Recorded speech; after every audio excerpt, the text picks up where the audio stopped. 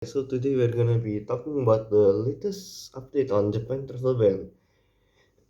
And as you can see, the situation currently is that the border has eased and people are able to apply for the visa and all that stuff. But one thing is questionable is the entry cap in which it has increased from March 14, I would say, from 5,000 to 7,000, and this is a good news for some of us, as you know. The Prime Minister also have been talking about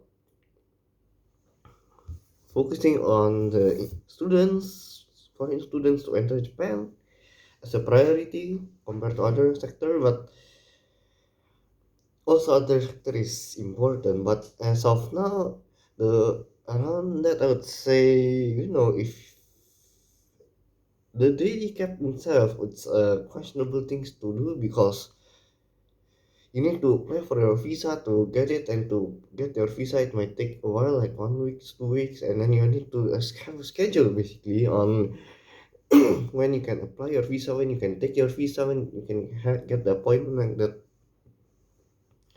So all in all, it was still quite confusing as to why they still put a daily cap, as it will never be met, let's say, each day. And as you can see this, but all of that, I'd say, even with all sorts of negativity and all of that stuff, this is a step forward towards a better situation. As you can see, this has never been done before. The reopening that can last at least, was it 5 days now, 6 days, 1 week. The last reopening was lasting for 12 days, and let's see now if this can hold at least for 1 month. And if it could, then at least a lot of us have already can able to go in. And it's also depends on your school and whether they would apply ERFS or not. That's also a questionable things. And once you get your ERFS, will they apply your visa directly, or would they wait for, for batch by batch? A lot are still in the cloud and all of that, but at least the big step is that they are opening slowly, getting used to it. And yeah, I mean, nothing new as of now, only daily cap increase and all of that. But I would say if you have a chance to apply for a visa or ERFS, directly apply. Don't waste your time. Or if you have something to fill in before you apply, you directly fill it in. Don't waste your time on waiting this and that, but just directly apply, directly fill in and give it to the school or the person in charge, and tell them to directly apply. And if your ERFS or things haven't applied yet, my suggestion is to just ask, keep asking, even though it might be annoying, but keep asking, just keep asking and pressuring them that this is a momentous time, I'd say, for us as a foreign student or foreigners, basically foreigners.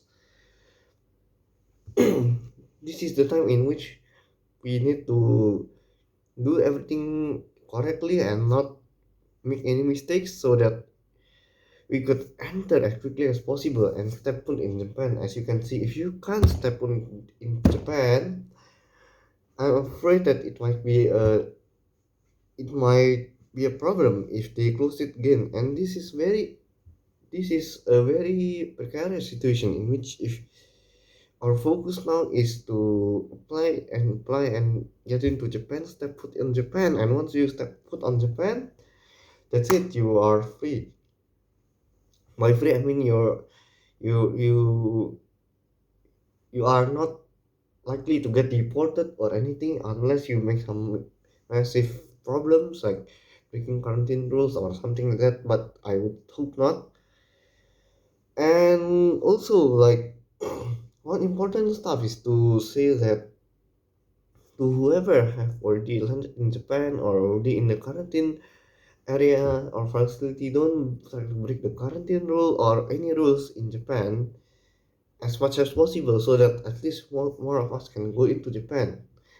That's the important part. If a few of you suddenly broke the rules, if foreigners broke the rules, it would be cause a massive issue for Japan, especially they could just use that reasoning to close the border again. That's why we can't be doing this, breaking the rules and all of that stuff. Another thing is that still some of us still cannot go in like the love or I would say love, but it's more like boyfriend, couples or that. They still couldn't go in, so I would still be doing this more and more often and trying to get the information as accurate as possible, even though it will be difficult. But yeah, for now, I think that's it. I would say it's a giant step forward that we need to take a chance on. Don't waste your time on worrying other stuff.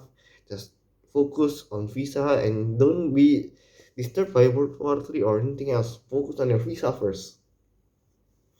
Even the World War III in itself is a bad situation, but or anything, it's not World War III, I would say, but it's hard to assume. But the most important stuff is not about that, it's more about you learning in Japan. So yeah, hopefully you could learn in Japan safely, you guys, and also I could also learn in Japan safely and not get affected by this nonsense again. And yeah, that's it for now, guys. Hopefully you guys like this video, subscribe and enjoy, and see you guys next time. Bye bye.